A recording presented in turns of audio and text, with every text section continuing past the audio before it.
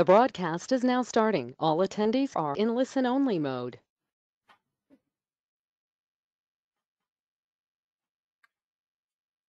Baik, selamat sore teman-teman yang sudah hadir pada kesempatan hari ini. Selamat bergabung di dalam seri webinar yang dipersembahkan oleh HFM buat teman-teman sekalian. Dan sebenarnya topik hari ini tuh menyangkut piramida forex ya. Tetapi berhubung hari ini ada event non-farm payroll, jadi saya alihkan temanya hari ini, saya ganti temanya menjadi non-farm payroll. Sementara untuk piramid forex mungkin akan saya sampaikan pada sesi yang lain ya, mulai di pekan depan.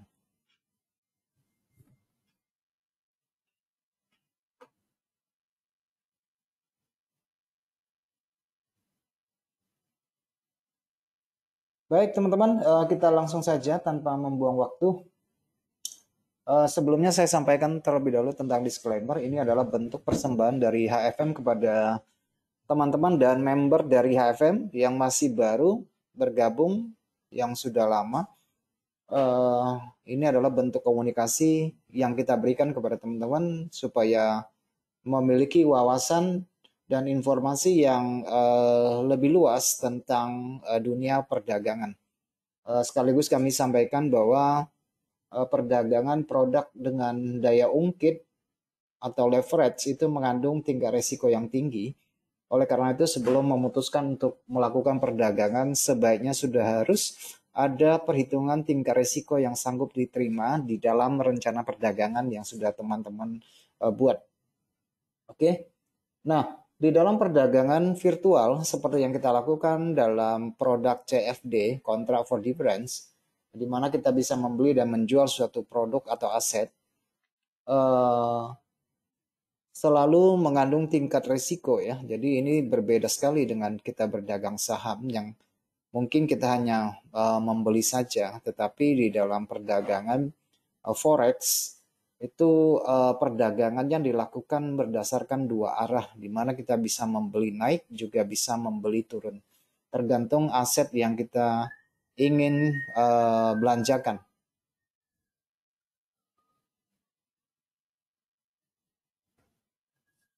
Baik teman-teman sekalian, nanti kalau ada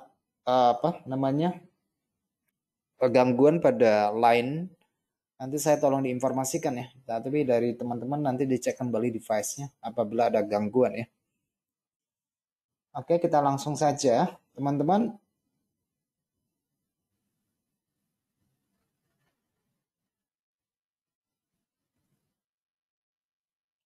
Oke, saya bahas sedikit ya. Ini teoritis aja ya. Nanti baru kita masuk ke dalam teknikal bagaimana berdagang non-farm payroll. Nah, teman-teman, non-farm payroll atau NFP biasa kita menyebutnya itu adalah sebuah indikator ekonomi untuk mengukur jumlah tenaga kerja yang ditambahkan atau dikurangi di sektor-sektor ekonomi ya, selain di luar dari sektor pertanian, makanya disebut sebagai non-farm payroll. Jadi semua perhitungan upah itu di luar dari sektor pertanian. Nah, indikator ini biasanya dianggap sebagai indikator yang paling penting untuk mengukur kondisi perekonomian suatu negara. Jadi tidak hanya pada Amerika Serikat ya, tetapi berhubung kita melakukan perdagangan yang ada hubungannya dengan US dollar, tentu saja non-farm payroll itu yang kita perhatikan adalah non-farm payroll punya Amerika, bukan punya Indonesia atau yang lainnya ya, tergantung dari mata uang yang kita perdagangkan.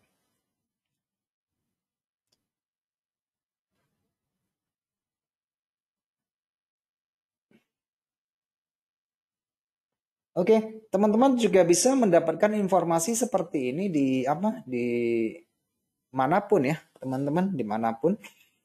Laporan bahwa non-farm payroll ini adalah hasil sebuah survei dari BPS, Badan Statistik Tenaga Kerja, khususnya Amerika Serikat yang kita kenal dengan Bureau of Labor Statistik setiap bulannya, dan dia akan selalu hadir setiap awal minggu pertama hari Jumat pada setiap bulan. Itu adalah data yang kita peroleh. Jadi survei ya, sekali lagi survei bahwa data yang keluar itu sebenarnya tidak terlalu akurat karena pada bulan berikutnya itu juga akan dilakukan revisi. Jadi ya ini hanya data statistik, bukan pada data yang sebenarnya. Karena kalau terjadi kesalahan penghitungan nanti di bulan depannya direvisi, ditambahkan atau dikurangkan. Nah, teman-teman, survei yang dilakukan itu melibatkan 150.000 perusahaan dan lembaga yang tidak bergerak di sektor pertanian ya, di luar pertanian. Jadi ada 150.000 perusahaan yang disurvei. Sektor yang disurvei itu termasuk perusahaan manufaktur, kemudian ada jasa, ada konstruksi dan perdagangan tentu saja. Nah, teman-teman, kenapa kita peduli sama non-farm Karena non-farm ini adalah salah satu data atau indikator penting bagi pedagang oleh analis karena dapat memberikan informasi mengenai tingkat pertumbuhan ekonomi suatu negara. Pertumbuhan tenaga kerja yang stabil itu menandakan tingkat pertumbuhan ekonomi yang stabil pula kan. Nah, sebaliknya jika misalnya data nanti menunjukkan penurunan tenaga kerja, hal tersebut dapat diartikan sebagai tanda-tanda akan terjadinya resesi ekonomi. Jadi data non-farm payroll adalah data tentang pembayaran upah. Nah, di dalam upah yang dihasilkan itu bisa melihat pengangguran yang ada. Meskipun sebelum data ini keluar sudah didahului oleh ADP non-farm payroll yang juga sebagai suatu survei atau riset secara elektronik. Oke, kalau zaman dulu itu sinkron, tapi selepas dari pandemi itu tidak sinkron lagi. Nah, data yang kemarin ADP-nya bagus ya. Kemudian yang kalau saya nggak salah semalam tuh ada data pengangguran itu nampaknya stabil-stabil saja ya. Nampaknya stabil-stabil saja. Nah, teman-teman, selain itu data MFP juga dapat digunakan sebagai acuan dalam menentukan kebijakan dari bank sentral tentu saja karena teman-teman ketahui dalam setiap komentar yang dikeluarkan oleh Jeremy Powell selalu mengatakan dia akan menunggu data yang masuk. Tunggu input data dulu. Data ini ya non-farm payroll ini termasuk bagian daripada data yang akan dipertimbangkan oleh the Fed untuk melihat kemungkinan kebijakan mendatang apakah mau menaikkan suku bunga. Tapi kalau misalnya datanya bagus ya, data non-farm payroll bagus, berarti lapangan pekerjaan itu yang tersedia itu sangat ketat. Artinya sangat apa ya? Nanti lowongan pekerjaan yang tersedia menjadi lebih berkurang karena lebih banyak orang yang bekerja. Makanya datanya itu data non-farm payroll itu lebih bagus. Kadang-kadang ada perkiraan sebelum data itu dikeluarkan ya. Sudah ada badan-badan riset yang sudah memberikan opini seperti yang teman-teman lihat dari tampilan monitor atau layar HP Anda. Nah, saya sudah membuat 3 buah komentator dari bank investasi seperti Morgan Stanley, Goldman Sachs, dan Bank Citi. Nah, kalau kita lihat dari Morgan Stanley, dia mengatakan akan terjadi pelemahan pada pembayaran gaji dan pembayaran gaji personal. Gitu ya. Jadi 190K sama dengan gaji pribadi itu 160K. Pendapatan per jam rata-rata naik. Oke, rata-rata naik ya 0,3%, sedangkan tingkat pengangguran dan partisipasi diperkirakan datar di 3,6% dan 62,6%. Sementara dari Goldman Sachs, ini adalah bank investasi, dia memperkirakan MFP naik 250K di atas konsensus pada bulan Juli. Nanti kita akan bandingkan datanya dan bagaimana kita pasar bereaksi ketika pasca rilis data tersebut. Tingkat pengangguran turun tipis kemudian dari Citi, NFP juga diperkirakan naik 290 gitu ya. Yang ini adalah gabungan dari gaji dan gaji pribadi ya teman-teman. Ya, seperti yang disampaikan oleh Morgan Stanley 190.000 ditambah 160.000. Dia pendapatan rata-rata per jamnya 0,4%, tingkat pengangguran turun lebih jauh ke 3,5%. Nah, dari tiga bank yang menyebutkan data ini, kalau kita tarik satu benang merah, ini data non-farm payroll ini cukup bagus ya. Ini perkiraan mereka ya, bukan perkiraan saya. Ini perkiraan mereka. Jadi menurutnya data non-farm payroll ini bagus. Oke. Bisa dilihat dari apa? Dari tingkat pengangguran yang turun. Tiga-tiganya satu mengatakan datar, satu mengatakan turun tipis, satu mengatakan turun lebih jauh. Berarti kan lebih banyak orang yang bekerja daripada yang tidak bekerja. Ya kan, persentasi rate-nya kan. Kemudian untuk rata-rata per jam itu 0,4% basis bulanan. Saya pikir tiga-tiganya ini tidak ada perbedaan signifikan. Morgan Stanley 0,3, Goldman Sachs 0,3, kemudian Citi 0,4% pada basis bulanan. Saya pikir ya kalau kita tarik benang merah datanya oke lah ya, tidak terlalu baik juga tidak terlalu jelek. Oke. Baik teman-teman, itu kira-kira data teoritisnya yang saya sampaikan serta beberapa proyeksi dari bank besar. Nah, sekarang kita mau langsung loncat ke apa? Loncat ke MetaTrader supaya teman-teman juga bisa melihat beberapa data sebelumnya yang kita jadikan rujukan. Beberapa mungkin seperti yang sering saya sampaikan bahwa pergerakan harga itu mendahului data karena semua perkiraannya disampaikan oleh bank dan sebagainya itu sudah direspek oleh pasar baik pada data non-farm payroll maupun pada data ekonomi penting lainnya seperti gross domestic production, CPI ataupun yang lainnya ya. Biasanya pasar sudah ibaratnya sudah meresap semua informasi itu baik berdasarkan riset, baik itu berdasarkan survei, baik itu berdasarkan berita bohong, hoax dan sebagainya. Jadi semuanya itu sudah diserap oleh pasar. Jadi ibaratnya itulah opini-opini dan perkiraan-perkiraan itulah yang menggerakkan pasar, yang melahirkan sentimen. Gitu ya.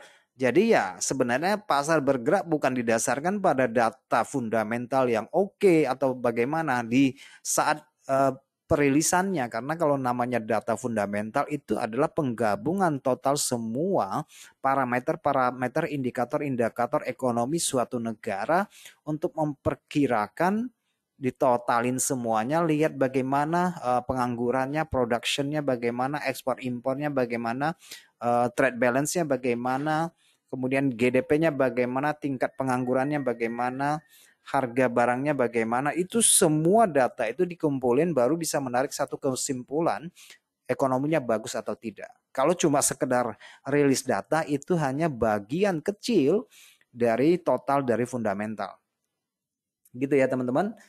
Nah, semua informasi yang saya sampaikan tentang perkiraan non-farm payroll seperti hari ini, yang sebelumnya ya, sebelumnya non-farm payroll itu sebelumnya non-farm payroll itu berada pada 209 dan menurut forecast dari konsensus itu perkiraannya dari 209.000 menjadi 205. Jadi di bawah data perkiraan itu di bawah data yang dirilis pada bulan Juli.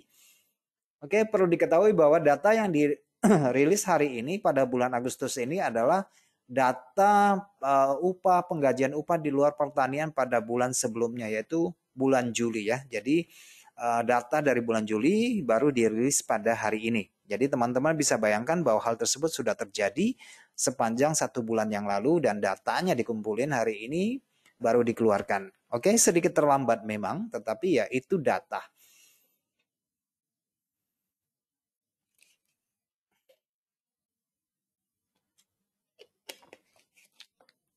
Baik teman-teman, kita ke MetaTrader sekarang dan saya ingin mereview beberapa rilis data non-farm payroll dan bagaimana kita memanfaatkan momentum non-farm payroll dalam meletakkan posisi jual maupun posisi beli ataupun hanya sekedar memesan harga baik itu buy limit dan sell limit. Oke?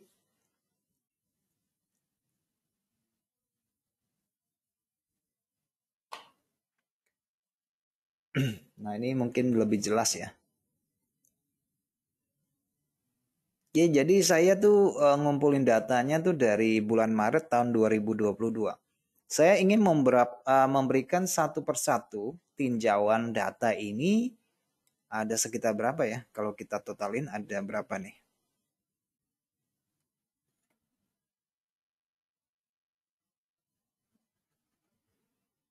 Ada 17 kasus. Oke, ada 17 kasus yang akan kita review hari ini dan saya berharap teman-teman bisa mencermatinya satu persatu dan saya mulai dari 4 Maret tahun 2022. Oke, saya mulai dari ini ya teman-teman. Bisa melihat dengan jelas. Bulan Maret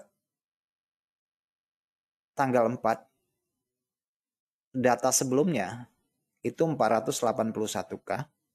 Forecastnya 407 lebih rendah dari data sebelumnya. Aktualnya itu 678.000. Jadi sangat besar sekali ya. Naik kurang lebih sekitar berapa persen ya, setengahnya ya. Seperempatnya ya. Ya kan naiknya banyak ya. Tapi sebelum data ini keluar kan kita tidak tahu apa-apa tentang data ini. Artinya ya kita nggak tahu bagus dan tidaknya kan. Sesudah dirilis baru kita tahu.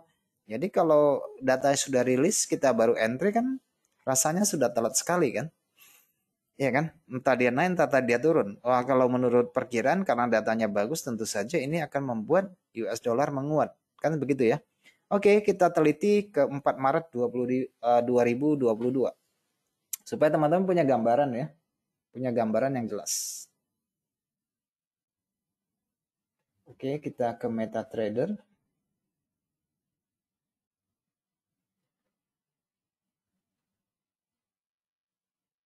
Saya harap teman-teman sabar-sabar ya, karena ini kita meneliti data bukan sesuatu yang asik, cuma kita harus melihat reaksi pasar.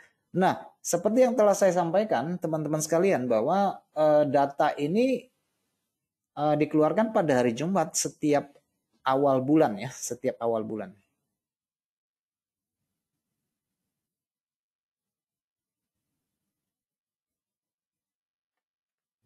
Suara saya masih bisa ditangkap dengan jelas?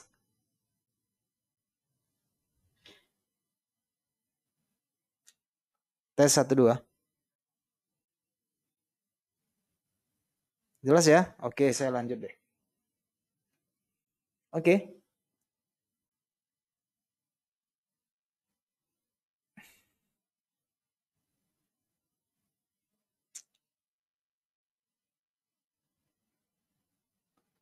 Oke. Nah, teman-teman ini data yang sudah saya sampaikan tadi itu pada bulan Maret tahun 2002.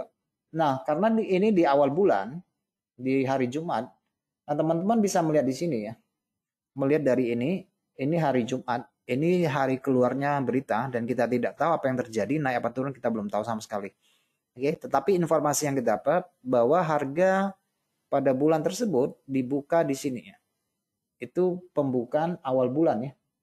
Sebelum data itu dirilis di bulan tersebut, bulan Maret ini harga buka di sini. Kemudian sebelum berita itu di hari Senin harganya buka di sini. Di candle kecil hitam itu hari Senin. Candle kecil hitam itu hari Senin. Jadi hari Senin, Selasa, Rabu, Kamis, Jumat. Nah, kalau dari perdagangan 4 hari kita melihat hari Senin ini dalam sebelumnya dalam konteks tren naik ya. Ini dalam sebelumnya, sebelum berita keluar ini konteksnya naik. Minggu dibuka menurun dengan candle doji. Di hari Selasa harga naik membentuk pola bearish engulfing. Kemudian di hari Rabu turun reject ke candle narrow ini, candle kecil ini. Reject ke atas, kemudian di hari Kamis ini adalah spinning top. Oke, itu informasi yang kita dapat dalam 4 hari perdagangan sebelum non-farm. Nah, di 1 2 3 4 candle ini di sini memiliki resisten. Ya, kira-kira ini adalah resisten daily lah ya. Harga tinggi harian di minggu tersebut. Ya, kira-kira demikian ya. Nah, pada waktu ini belum ada candle ini ya, belum ada candle ini. Jadi yang kita tahu nih 1 2 3 4 aja. Ini jangan dilihat nih, ini belum ada. Oke, belum ada ya. Nah, oke, kita langsung ke TKP. Pada time frame 4 jam dulu saya buka. Meleret. Harus geser lagi. Oke. Nah, ini sekarang di 4 jam ya. 4 jam yang sudah kita buat tadi.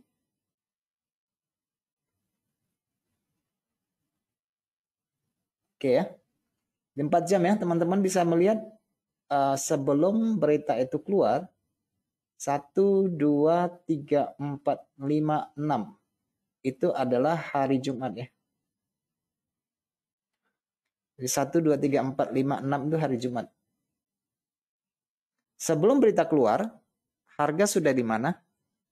Harga sudah di atas harga tinggi 4 hari. Itu informasi yang kita dapat ya. Sebelum berita itu keluar, harga sudah berada di atas harga daily. Jadi sudah breakout pada waktu itu.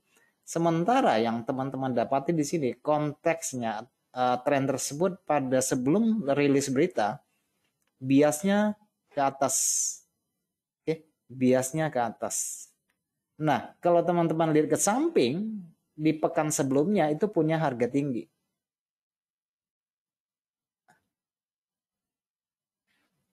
Itu harga tinggi mingguan di pekan sebelumnya. Di akhir bulan tersebut ya. Nah, tentu saja dengan konteks begini kita belum bisa masuk.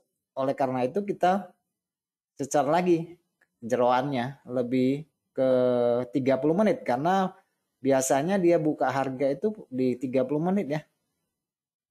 Waduh, kok lari-lari. Di 30 menit supaya kita ceknya lebih enak. Saya sudah siapkan hari-harinya ini, hari-hari kapan dia rilis. Sudah saya buat garis supaya kita bisa nggak cari-cari lagi, kita gampang untuk melakukan analisa. Terlepas dari datanya bagus atau tidak. Oke teman-teman, ingat ya. Terlepas dari data itu bagus dan tidak. Kalau data yang kita sebutkan tadi itu meningkat sangat luar biasa, 600-an K. Tapi anehnya sebelum hari itu, emas ini ya, ini cerita emas ya teman-teman. Emas ini sudah menguat sangat signifikan. Oke. Bahkan sudah breakout. Nah tentu dong, kalau datanya bagus harusnya sebagian taking profit dong. Turun dong, berarti kan dolar menguat. Kalau dolar menguat kan emasnya harus turun. Tapi anehnya teman-teman bisa melihat bahwa secara teknikal, kok pasar tidak merespon terhadap data tersebut. Nah teman-teman mendapati pada 30 menit, ketika non-farm payroll itu keluar, dan itu adalah jam MetaTrader ini di beberapa tahun sebelumnya ya, di sini ya, di 16.30 ya. Biasanya 15.30 di candle yang ini ya, teman-teman. Nah, di candle yang samping ini.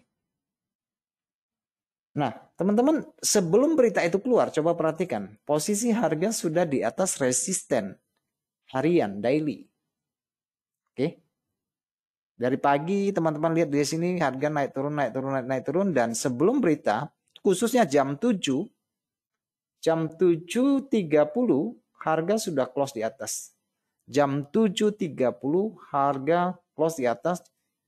harga dibuka, open, non farm payroll, harga naik 30 menit, tarik menarik, kemudian di jam 8, harga merespon data tersebut, turun dulu, baru naik ke atas. Nah, teman-teman lihat bahwa di dalam konteks 30 menit, di sini, pada time frame di sini, teman-teman lihat dari pola harga ini, hijau dan hitam ini ya, harga ini secara open candle, harga ini sudah membreak open 2 candle hitam ini. Dan di jam 7.30 harga sudah melebihi 2 candle ini. 2 candle ini sudah melebihi total kekuatan seller ini. Dalam konteks ini berarti harga lebih kuat dong ke sisi atas. Nah, yang menjadi kunci adalah di mana kita membelinya. Di mana kita harus pesan harga. Nah, yang ini kita belum tahu nih, tetapi sebelum berita ini kita mengetahui di sini ada 2 buyer. Ada 2 pembeli pada time frame 30 menit ya.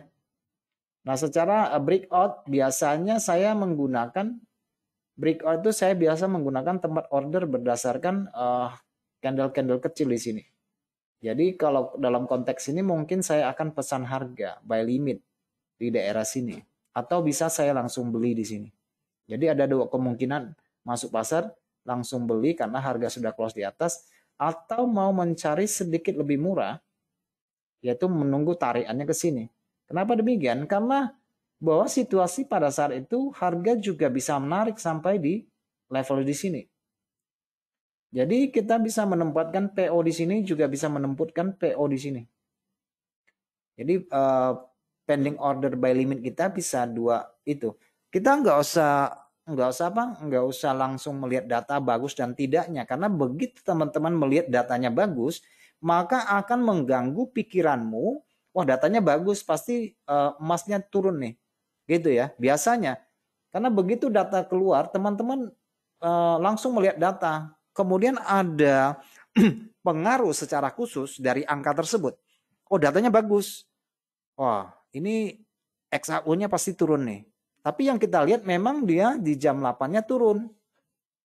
Tapi habis itu harga closing lagi di atas. Nah, kalau demikian berarti datanya tidak bekerja dong. Betul nggak? Ya kan? Apa yang terjadi? Ternyata harga melanjutkan perjalanan ke sisi atas. Nah, itu contoh kasus ya. Contoh kasus. Jadi pada konteks ini kita bisa memesan harga pada level harga ini yang ada candle kejepitnya, ada candle kecilnya, ada pola naiknya. Jadi bisa pesan di sini dan pesan di sini. Jadi pesannya buy limit gitu ya, pesannya buy limit. Dan teman-teman bisa tempatkan ukuran lot yang tidak signifikan besar, cukup OP sesuai dengan rencana perdagangan yang ada. Oke ya, itu yang pertama ya. Saya pikir waktu kita mungkin tidak cukup sampai sampai beberapa puluh kasus, tetapi nanti saya memberikan beberapa contoh aja, nanti kita lompat langsung ke yang sekarang ya. Ini hanya beberapa contoh kasus supaya kita menjadi lebih melek dengan kondisi non-farm payroll yang akan datang. Dari bulan Maret saya lompat ke bulan April. Nah, ini data non-farm payroll bulan April tahun lalu ya, teman-teman.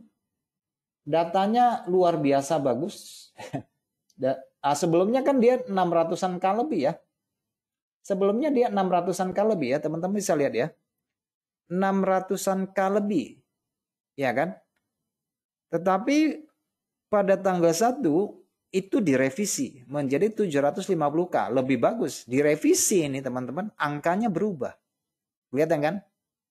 Ini aktual yang bulan Maret, begitu lompat ke April, angkanya berubah. Jadi 750K. Forecast 492, aktual 431. Lebih jelek. Lebih jelek ya, tapi nggak jelek. Lebih jelek karena batasannya itu 200.000. Oke, tetap bagus, tetapi turun dari sebelumnya. Nah, yang anehnya, kenapa datanya turun, kok emasnya turun? Dolarnya menguat. Emasnya turun, dolarnya menguat. Kalau datanya jelek, berarti emasnya harus naik dong. Kan gitu ya. Datanya lebih jelek, dari forecast dan lebih jelek dari aktual. Lebih jelek ya, tetapi angkanya tetap bagus karena batasannya di atas 200K. Jadi secara keseluruhan hanya terjadi penurunan tetapi datanya masih bagus. Nah, kita mau tinjau dari data apa nih? Dari sudut teknikalnya, teman-teman. Nah, yang perlu kita perhatikan pada saat ini kita kembali ke yang awal tadi. Ini pasti keluarnya hari Jumat 1, 2, 3, 4, 5. Dan itu hari Minggu Seninnya dibuka di sini. Kemudian di tanggal satunya, tanggal satunya di hari ini juga ya. Open di sini adalah awal bulan ya. Ini awal bulan. Sorry, ketutup. Nah, ini harusnya turun dong ya. Harusnya naik dong karena datanya kurang kurang apa? Mengalami penurunan. Tapi yang kita lihat ternyata harga bereaksi mengikuti bias yang sudah ada di sini. Harganya cenderung turun. Harganya cenderung turun. Nah, teman-teman, kita harus melihat kondisi pada waktu itu ya, teman-teman. Sebelum data itu, kita lihat struktur yang terjadi bagaimana. Ini strukturnya turun. Oke, kemudian dia sideways. Daerah sini terjadi sideways, kemudian dia turun. Nah, secara teman-teman mungkin sudah tahu bagaimana cara strategi yang saya tempatkan, yaitu saya selalu melihat gelombang yang mana yang lebih dominan. Oh, ini dominan breakout, berarti saya lebih cenderung mengambil posisi jualnya itu di candle kecil ini. Jadi saya nunggu pullback, cari candle kecil yang ada shadow-nya. Saya tunggu pullback, berarti sebelum berita kita sudah bisa entry dulu di sini ya. Sebelum berita kita sudah entry di sini. Oke, ini berjalan, biarkan lagi. Biarkan posisi yang ada, kemudian dia breakout lagi sebelum berita. Teman-teman bisa melihat ini breakout ya, berarti sasaran entry atau PO kita dikembali ke candle kecil bershadow ini untuk melakukan PO. Jadi ada dua posisi awal yang sebelum berita, posisi PO yang di sini. Jadi kita punya dua kemungkinan untuk melakukan penjualan di sini. Oke, berdasarkan struktur ya, kelihatan ya tangganya tangga turun. Jadi mengikutkan bias yang ada.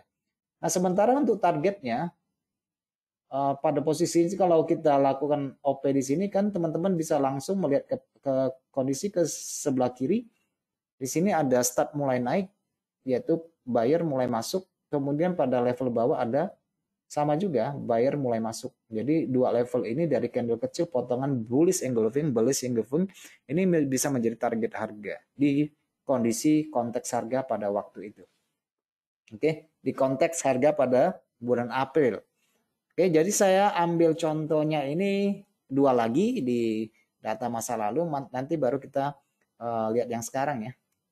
Ini 1 April ya, 1 April kemudian kita berangkat ke bulan 5. Bulan 5 teman-teman, datanya 428K tetap ya. Jadi datanya tetap pada bulan Mei tahun 2022, bulan 5 tahun sebelumnya. Nah, kita harus lihat konteks harganya bagaimana sebelumnya. Oke. Nah, kita punya biasnya turun. Jadi ada penurunan besar sebelum-sebelumnya, itu berarti dolarnya itu sudah menguat ya. Dolarnya itu sudah menguat. Nah, sementara di sini teman-teman juga mendapati bias pada sisi atas sehingga membentuk pola segitiga simetris. Nah, yang ingin kita tangkap di sini adalah bahwa ini keluarnya hari Jumat kan, hari Jumat dan hari Kamis harga sudah turun. Jadi, teman-teman setidaknya sudah membuat beberapa batasan di sini. Di waktu dia breakout di sini sudah harus buat batasan ya. Waktu ini di hari Kamis itu. Jadi sudah ada pemappingannya di sini, sudah harus buat batas. Kemudian kita lihat konteks harga sebelum berita itu keluar, teman-teman lihat di sini turun, naik. Nah, di sini ada equilibrium yang dia break. Oke. Nah, sesuai dengan strategi pullback entry atau retracement entry, kita akan tempatkan PO-nya pada candle kecil padat seperti ini. Jadi kita akan lakukan PO di sini, buy limit, kemudian stop loss-nya di sini. Oke, karena ini susunan candle ini padat dan sulit untuk dijebol. Dan secara struktur harga ini sudah breakout ya. Jadi kita ambil pullback-nya itu untuk melakukan buy limit di sini. Oke, lakukan buy limit di sini. Ya targetnya bisa di tempat yang tadi, SL-nya di sini. Kuncinya SL ya, taruh jangan lupa. Oke. Datanya tidak ada mengalami perubahan 428K. Jadi begitu data keluar, harga tendang ke atas ke level ini. Oke, ini adalah support yang dia break atau gelombang yang dia break. Ya, teman-teman kalau berani ya sell limit di sini kalau mau, atau sell limit di sini, dua level ini. Jadi bisa melakukan sell limit di sini dengan dengan SL yang terukur. Jadi bisa melakukan sell limit di sini atau sell limit di sini. Tapi kalau kita lihat ini harga naik dulu baru turun ya. Turun juga tidak jebol. Di sini ya. Jadi di dalam konteks harga di hari itu berdasarkan pullback entry kita akan mengambil posisi buy-nya di sini. Sell-nya di sini ya. Karena melihat dari struktur yang terbangun dari sejak paginya. Oke, satu data lagi yang akan kita ambil, dari tahun yang lalu, kemudian kita akan mulai masuk di tahun ini supaya waktu kita tidak termakan untuk history. Oke, ini yang terjadi pada bulan Juni tahun lalu. Sebelum hari itu terjadi, teman-teman sudah melihat bahwa di sini sudah terjadi sejumlah kenaikan. Bahkan ketika sebelum berita dikeluarkan, teman-teman sudah melihat ada penembusan struktur, yaitu yang di pagi sesi Asia sudah turun ya, sudah turun. Jadi sebelum berita ini keluar teman-teman, sebagaimana saya menggunakan teori entry berdasarkan pullback entry, teman-teman bisa mulai entry menggunakan candle kecil padat di sini. Oke, atau bisa melakukan PO sebelumnya. Jadi kita sudah masuk pasar ketika terjadi pullback ke zona daily open-nya di sini ya. Ya kira-kira 38 atau 50% kita sudah sell di sini. Jadi ya kalau berita ya berita aja, nggak usah terlalu nggak usah terlalu FOMO atau apa, mau tunggu berita itu keluar baru kita entry. Nah sebelum entry ini sudah terjadi ya sudah kita entry duluan ya. Targetnya ambil kembali hal yang sama, yaitu candle kecil-kecil ini berpadat ini adalah zona konsolidasi sebagai TP yang paling dekat. Ya kalau dia sesuai dengan jalannya ya TP-nya bisa di sini. Oke, TP-nya juga bisa di sini. Nah, bagaimana kalau begitu non-farm payroll keluar, sudah selesai harga pullback ke atas. Nah, kembali kepada teknikalnya teman-teman, yaitu yang turun itu sewaktu non-farm payroll sudah turun di bawah, begitu dia balik ke sini berarti adalah potensi lanjutan. Yang penting dia tidak close di atas candle kecil ini, kita masih bisa melakukan selling di sini ya, masih bisa jual di sini. Oke. Nah, itu adalah berita tahun yang lalu. Oke, saya kasih sampai bulan Juni ya, dan kita akan melihat yang dalam waktu dekat ini ya, teman-teman. Misalnya yang terjadi pada bulan Juli ya, bulan Juli. Ini bulan Juli ya, teman-teman. Nah, mungkin masih sangat segar di ingatan teman-teman sekalian. Sini ya, bulan Juli. Oke. Di candle hitam ini ya. Di candle hitam ini ya.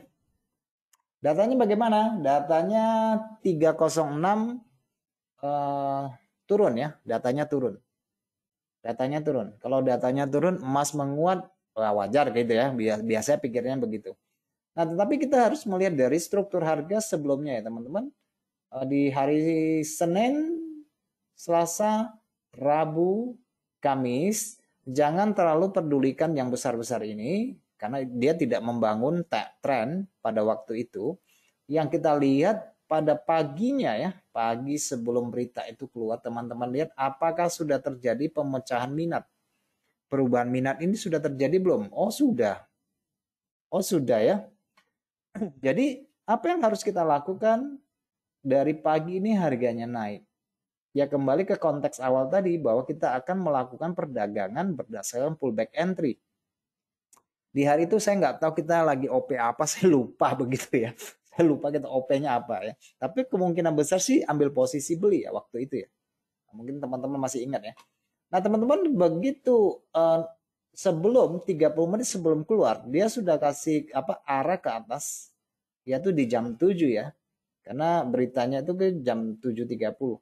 Ini harganya sudah naik ke atas dan sudah teman-teman lihat dari sini beberapa konsolidasi yang berlaku di sini Kalau kita buka dari 30 menit kondisinya di 1 jam, teman-teman bisa menangkap di sini. Menangkap di sini di 1 jamnya ada candle yang sambungan di sini. Oke, candle kejepitnya di sini. Jadi sebelum berita keluar, teman-teman, kita sudah melakukan order pending di sini. Oke, pending ordernya di sini, di candle yang kejepit ini. Oke, jadi SL-nya minimalis aja di sini. Oke, di bawah breakout ini. Itu SL-nya. Jadi kita bisa tempatkan PO di sini sebelum berita itu keluar ya, teman-teman. Ingat, sebelum berita itu keluar. Baik itu 30 menit sebelumnya, 1 jam sebelumnya, yang penting kita sudah tahu strukturnya ya. Jadi kita PO-nya di sini. Nah, kalau kita lihatnya di 30 menit mungkin sedikit membingungkan karena terdapat banyak overlapping itu. Karena saking banyaknya overlapping untuk menentukan di mana kita meletakkan posisi untuk membantu kita, makanya kita pergi ke 1 jam supaya tidak terlalu ambigu, memberikan keraguan untuk entry-nya di mana. Kalau kita lihat 30 menit malah bingung, di mana nih aku tempatkan ini, semuanya banyak candle kecil misalnya. Contoh ya, banyak candle kecil. Jadi sebelum berita itu keluar, di sini kita sudah PO. Oke. Berdasarkan struktur yang ada, kita sudah PO. Dapat atau tidak saya juga nggak tahu. PO-nya dapat atau tidak. Ya, di hari itu saya nggak tahu. Tapi yang jelas bahwa biasnya itu adalah bias naik. Kelihatan ya, breakout biasnya naik. Oke, itu yang terjadi pada bulan lalu. Oke, dan begitu datanya keluar, harga tendang ke atas ke area di sini, kemudian dia bawa ke bawah, jam 8 dia turun kembali, tetapi tetap di dalam menurut kepada bias yang ada, kemudian harga naik. Dan itu pipsnya lumayan besar di hari itu. Kalau kita ambil dari pembukaan candle hitam ini mencapai sekitar 133 pip. Tetapi makin ke ujung sini pipsnya lebih kecil ya. Nanti kita lihat dari bulan Juni pipsnya agak besar. Nanti kita lihat ke bulan 5 pipsnya lebih besar karena terjadi penurunan. Penurunan dari pembayaran upah tersebut. Untuk di bulan Juni di sini teman-teman hadir laporan non farm payroll di sini. Informasi apa yang kita dapat di sini? Harga sebelumnya naik sangat signifikan. Naik sangat signifikan. Nah, kita kalau kita lihat dari strukturnya sebelum berita itu keluar, datanya bolak-balik di sini. Oke. Tidak membentuk harga yang lebih tinggi dan tidak membentuk harga yang lebih rendah.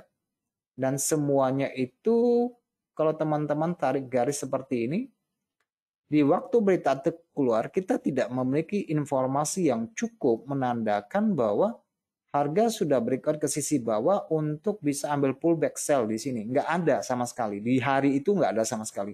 Kalau kita melihat pada periode 30 menit, sama sekali tidak ada. Informasi yang kita dapat di sini adalah sedikit dan itu tidak valid. Oke, ada candle kecil yang dia break dan kira-kira kalau kita mau menempatkan posisi sebelum berita itu, kira-kira di sini kita sudah mulai sell sebelum berita itu. Kira-kira ya di hari itu kita sudah mulai sell di sini.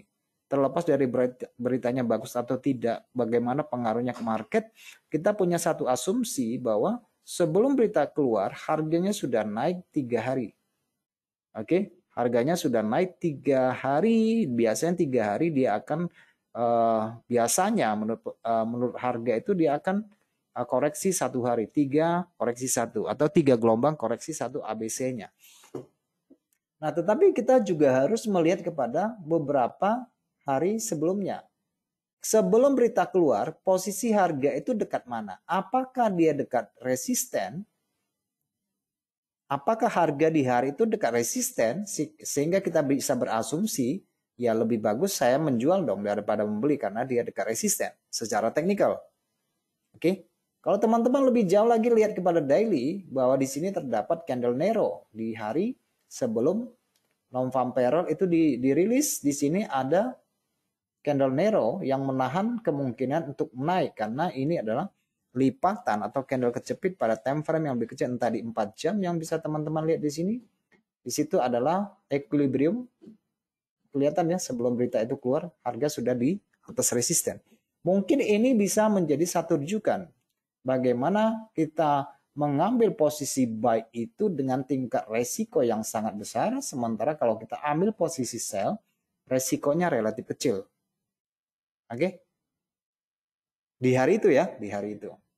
Nah, sementara yang di sini, ini karena sudah klimaks sebelumnya ya, teman-teman. Ini yang membuat ATH ini di bulan Mei ini kita lihat konstruksinya teman-teman, ini sudah turun, ini sudah menunjukkan contoh-contoh penurunan harga karena di sini tentu saja ada breakout struktur dan sebagainya.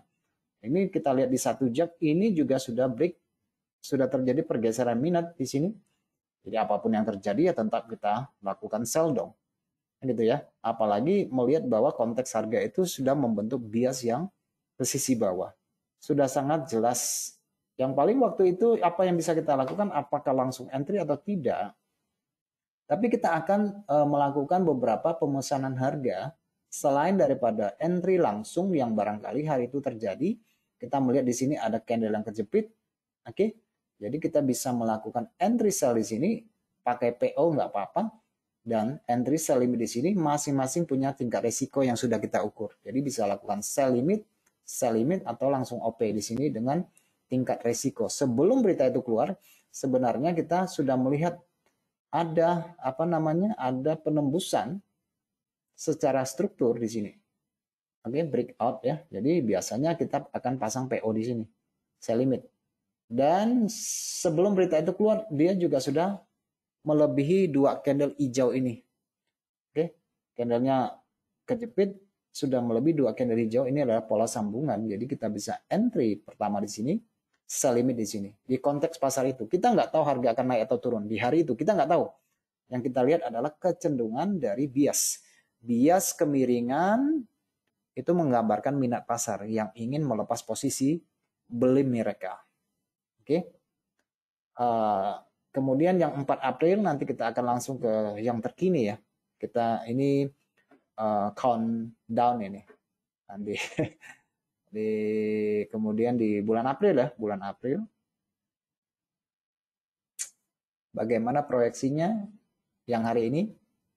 Oke, kita lihat konteks pasar yang terjadi pada bulan April, harga sudah naik 2 hari, 3 hari stuck di sini. Dan ini adalah hari non-farm payroll. Apa yang kita dapat dari konteks ini, sudah terjadi keseimbangan harga dalam bentuk pola kembar seperti ini. Ini adalah candle tweezer top kembar di sini. Oke. Teman-teman lihat juga dari sini kekuatan buyer yang dimakan seller. Ya, sebelum berita keluar, ketika terjadi kenaikan di sini, kita punya open sell limit di sini, atau barangkali teman-teman bisa langsung sell di sini.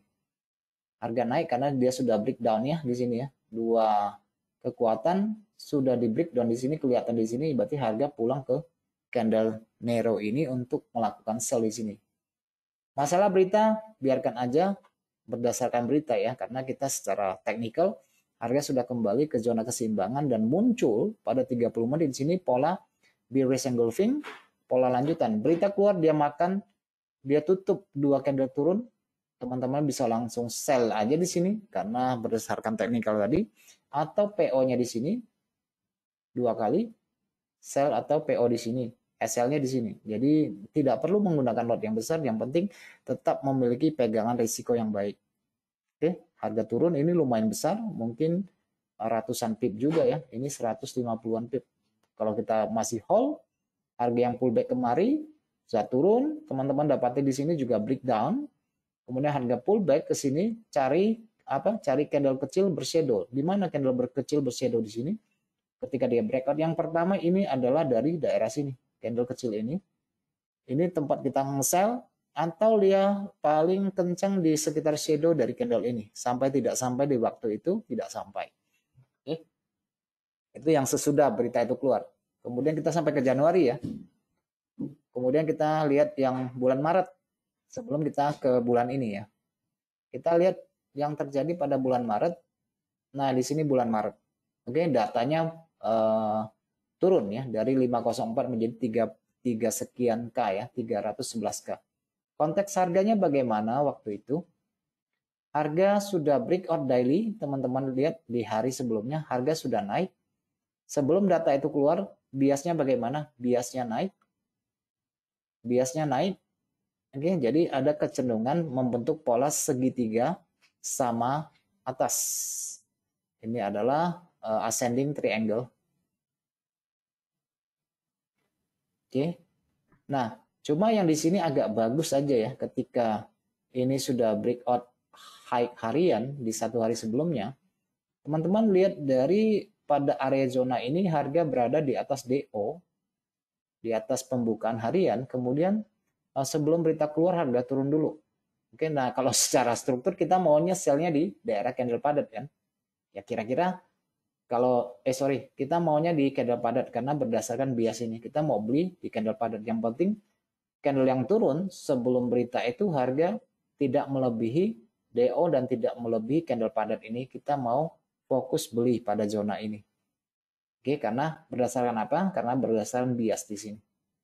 Biasnya naik berarti kita mau beli. Cuma waktu itu begitu berita keluar dia tidak menjadi candle yang sangat strong sekali, besar sekali, tetapi dia memberikan waktu buat kita untuk melakukan rebuy ulang. Karena pada hari itu bagus naiknya. Nggak seperti yang main spike atas spike bawah langsung tak tak tak, nggak ada, tapi waktu itu sesuai dengan technical ya di bulan Maret, jadi kita bisa melakukan posisi buy lagi di konteks pasar saya itu. Kita sampai ke Januari aja ya teman-teman karena keterbatasan waktu, dan saya saya jelaskan juga cukup padat, cukup cepat. Kalau saya ngomongnya pelan-pelan nanti materi nggak selesai. Nanti ditonton ulang aja ya. Nah, yang bulan Februari sangat-sangat bagus karena kalau kita lihat dari sebelumnya itu harganya sudah break low harian ya, break low harian. Jadi teman-teman secara apa ini candlenya adalah candle likuidasi, candle besar sudah dimakan candle besar di sini ya. Candle besar naik sudah dimakan candle besar ini.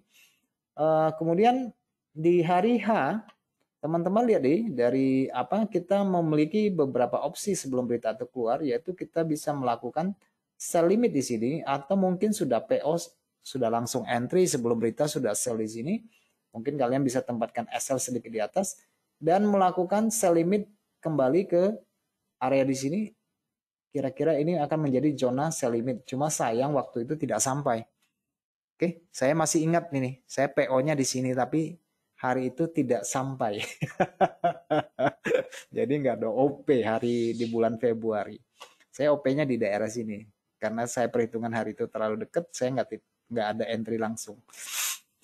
Oke, sekarang kita ke Januari. Ini yang terakhir saya sampaikan, nanti baru kita lihat yang saat ini. Bulan Januari non-farm payroll dilaporkan pada tanggal 6 Januari dan ini juga sangat bagus karena setelah terjadi pemecahan struktur di hari itu. Jadi ya sebagaimana strategi yang kita terapkan, biasanya kita akan OP di candle kecil atau candle kejepit.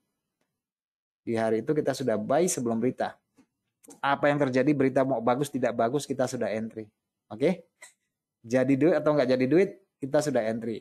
Nah begitu berita keluar tendang ke atas. Nah ini akan menciptakan sejumlah kepanikan pasar, sejumlah aktivitas high frequency trade yang membuat orang menjadi FOMO, takut ketinggalan OP-nya di atas. Tapi kita sebagai pedagang harus tetap tenang.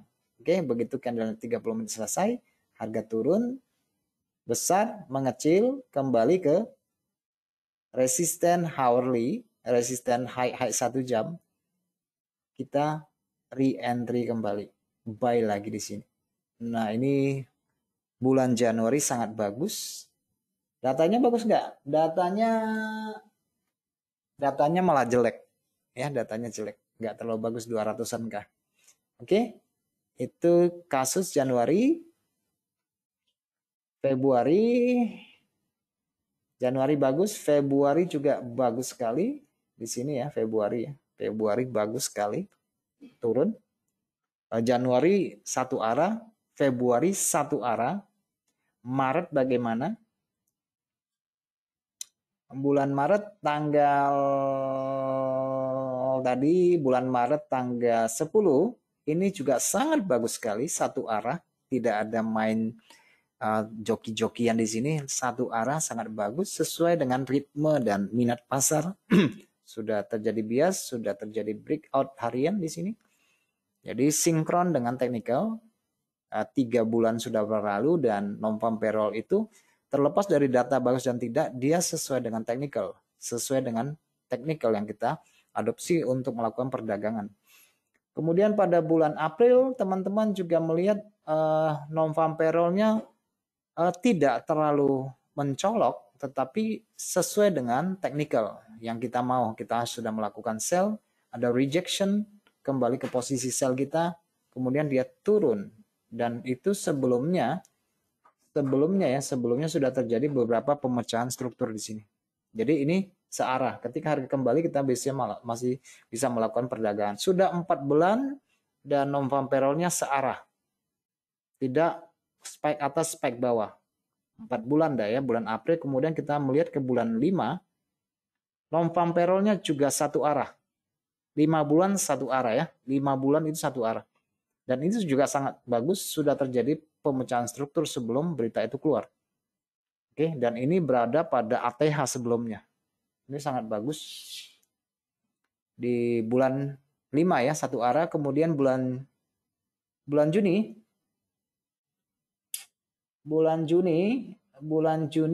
juga satu arah. Turun dulu. Kita sudah, ini yang saya bilang, kita melihat dari prospek yang ada resisten, daripada resisten kita buy, mendingan kan kita sell ya kan, kira-kira begitu kan. Jangan sampai kita beli di puncak ya, apapun yang terjadi hari itu ya kita ambilnya sell kan, gitu ya, ambilnya sell. Cuma ini bagus karena sesudah sell harga bayar kembali dan kita bisa resell ulang, bisa sell ulang gitu, resikonya udah terbatas. Terlepas dari candle ini sudah membawa arah, pada waktu itu harga naik kembali, kita bisa sell kembali. Itu bulan Juni. Kemudian bulan Juli itu satu arah juga ya. Nah bulan Juli ini nggak bagus nih, karena dia zigzag. Oke, tarik atas, kemudian dia spike ke bawah. Jadi totalnya itu rata-rata satu arah. Kemudian yang bulan Juli ini nggak bagus. Ini nggak bagus ya, karena kenapa? Dia zigzag dulu. Ke atas dulu sesuai dengan bias, sampai di sini dia tarik ke bawah, kemudian jam 8 dia ikutkan yang dorongan turun ini, kemudian dia closing di atas. Nah di hari itu kita pada buy-nya di sini sesudah lepas berita. Tapi sebelum berita kita sudah beli, cuma mungkin udah kena sell plus ya di hari itu ya. Jadi bisa pada jam 8.30 kita melakukan pembelian ulang. Oke, teman-teman, tinggal 1 menit dan kita mau simpulkan dari data yang kita lihat hari ini. Terlepas dari bagus dan tidak,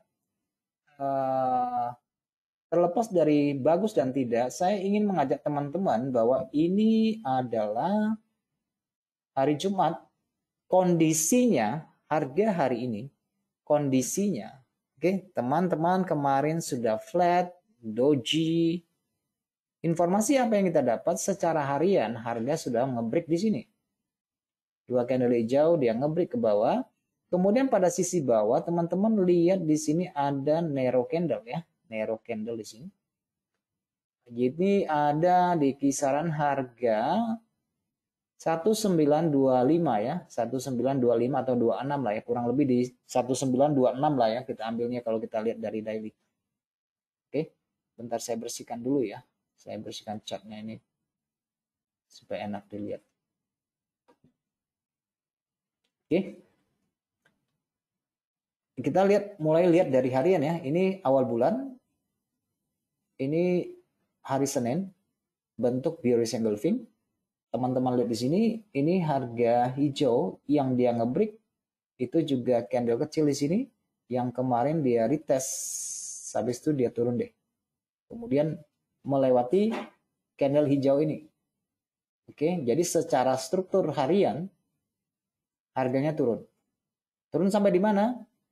Sampai kemungkinan kalau ke sisi bawah akan menguji candle kecil ini. Kenapa demikian? Karena di sini terdapat fair value gap, yaitu candle naik ini melewati resisten candle doji ini. Jadi ini belum terisi sepenuhnya ya. Penurunan ini belum terisi sepenuhnya. Itu kalau kita lihat dari konteks daily. Oke. Ini sudah dalam kondisi turun. Oke ya. Jadi kira-kira kalau turun jatuhnya di sini. Di 1925 ya, 1925. Oke, dari daily kita berangkat ke 4 jam.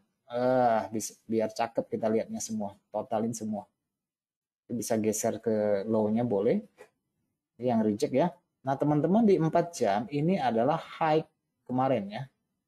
Ini adalah high kemarin, ini adalah low kemarin. Oke, ini adalah low kemarin ya. Jadi relatif flat sangat sangat mendatar sekali.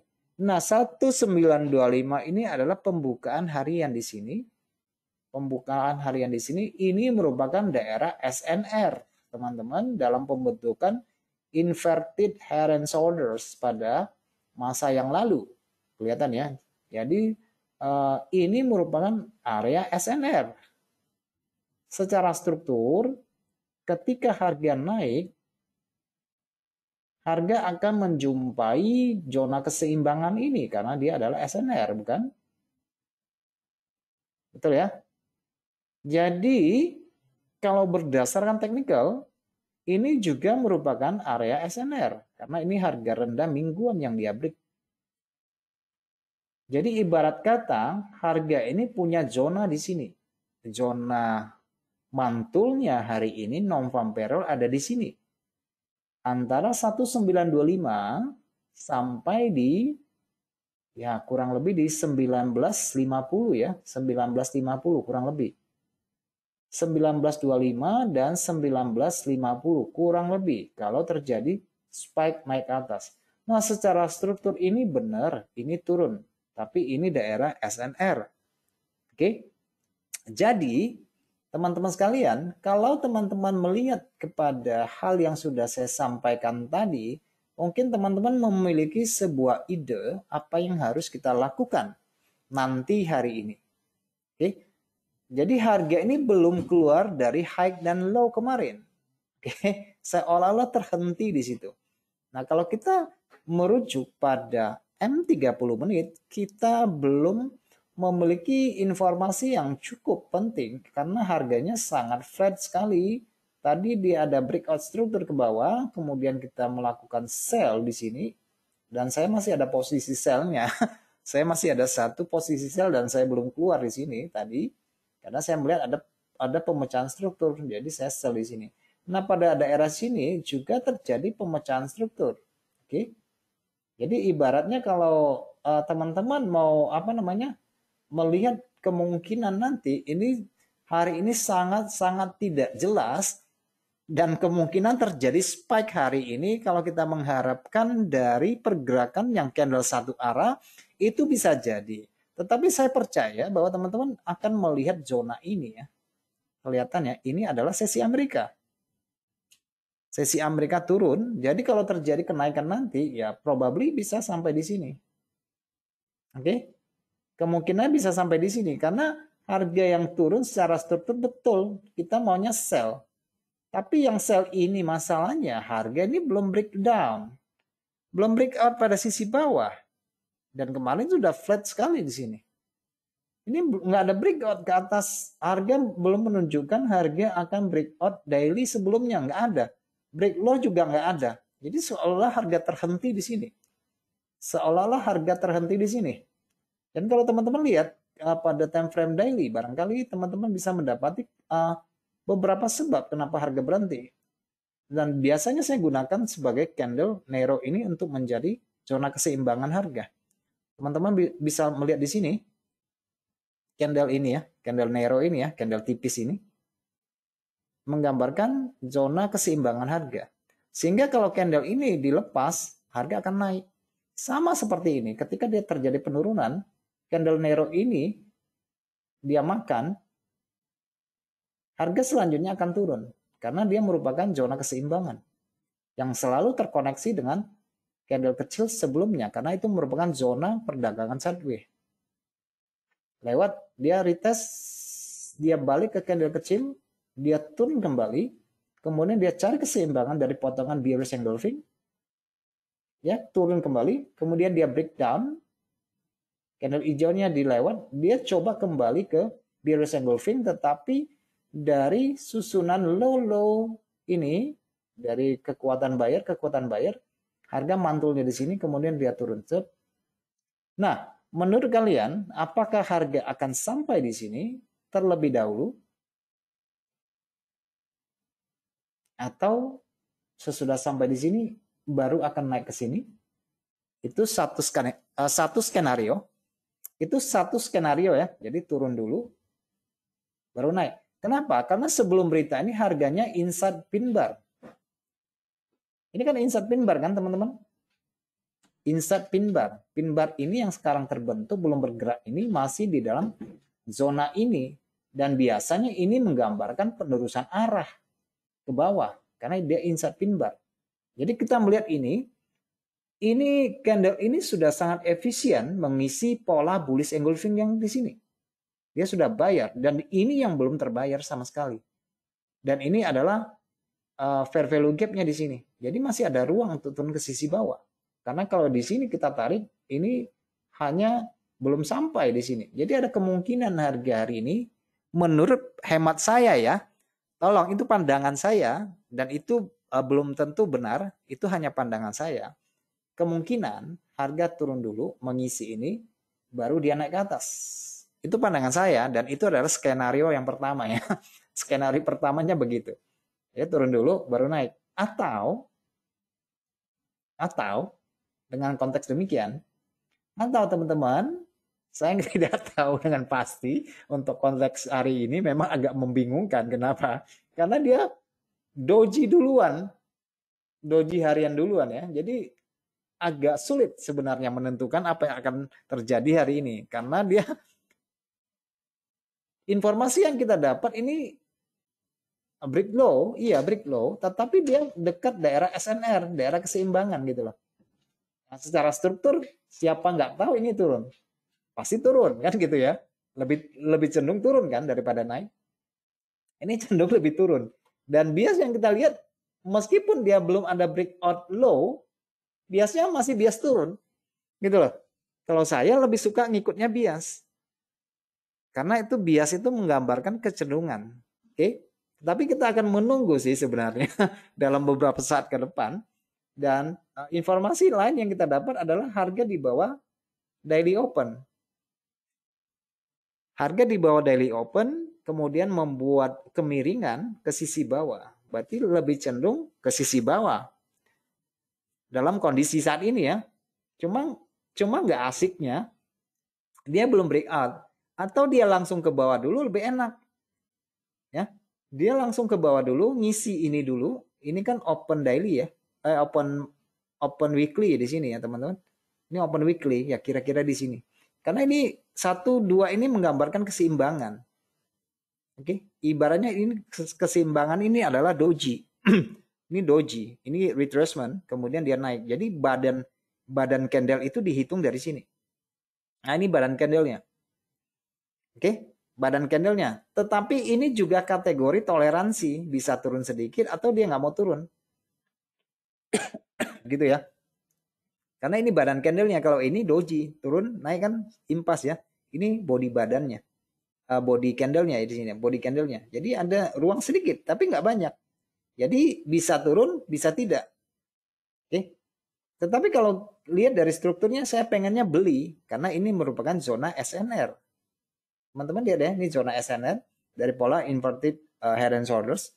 Ini body. Biasanya secara struktur ini merupakan struktur naik. Biasa pemantulan ya. Kalau kita menganggap ini adalah triggernya. Tapi secara tren besar ini secondary trend, ini tren turun. Nah teman-teman kalau tarik dari titik terendah ke titik tertinggi posisinya di 61.8.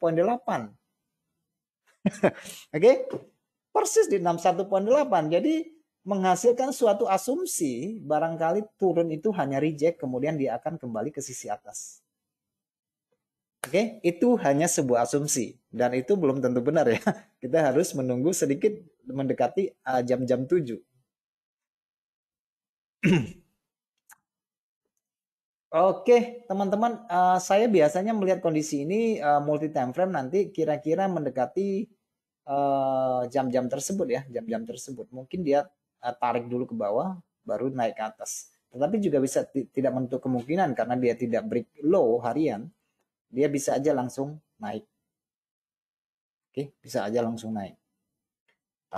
Setahu saya kalau candle besar keluar dari zona Amerika seperti ini, dia akan bayar dengan candle besar. Biasanya ya, saya nggak tahu apakah akan terjadi pada hari ini, karena ini candle besar, biasanya candle besar ditutup candle besar.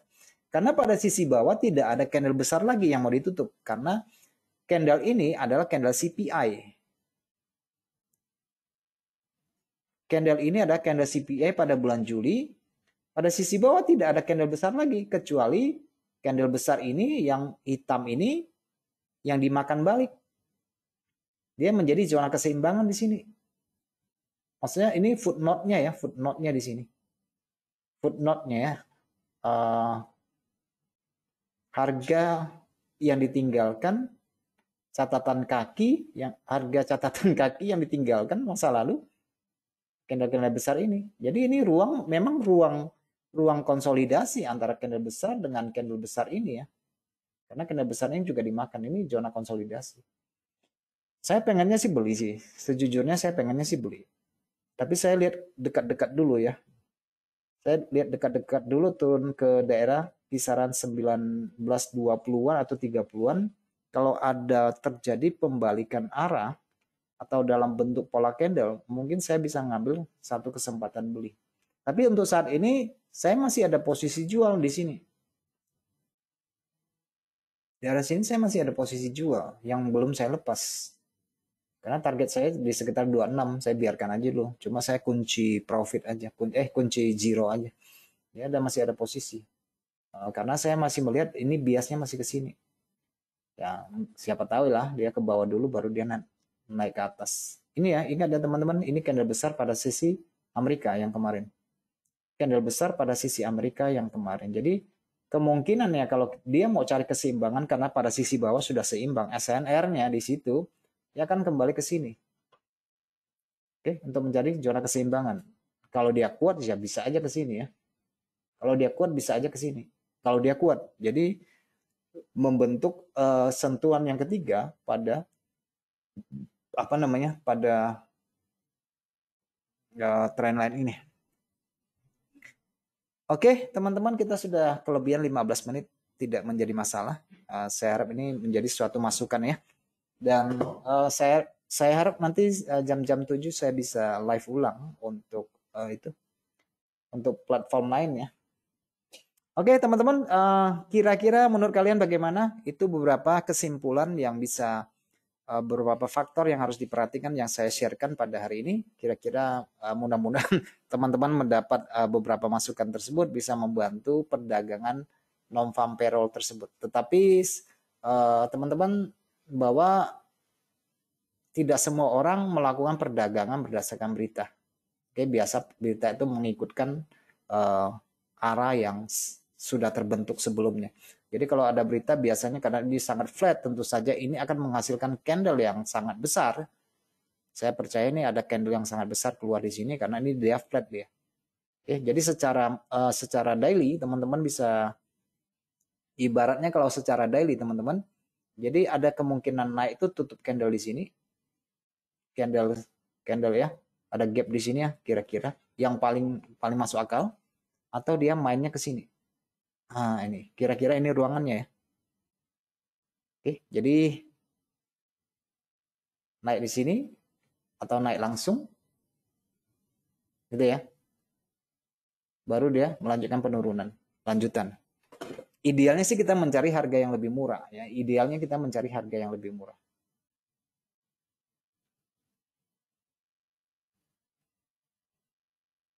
Oke, ini kira-kira ruang bermainnya di sini ya. Kira-kira ruang bermainnya di sini. Jadi konteksnya bisa turun dulu, baru naik, cari keseimbangan, baru turun. Tetapi apa tidak menutup kemungkinan, Pak, kalau dia turun terus? Tetap ada ya, tetap ada. Oke, dari beberapa contoh yang sudah saya gambarkan, kira-kira mudah-mudahan bisa membantu membuat proyeksi yang lebih bagus dari teman-teman sekalian. Oke, saya pikir cukup sampai sekian. Demikian, Tuan, sudah kelewatan waktunya. Terima kasih buat atensi teman-teman sekalian dan kita akan berjumpa kembali pada pekan depan. Oke, selamat malam semuanya. Bye-bye. Pertanyaannya saya nggak sempat jawab lagi. Oke ya.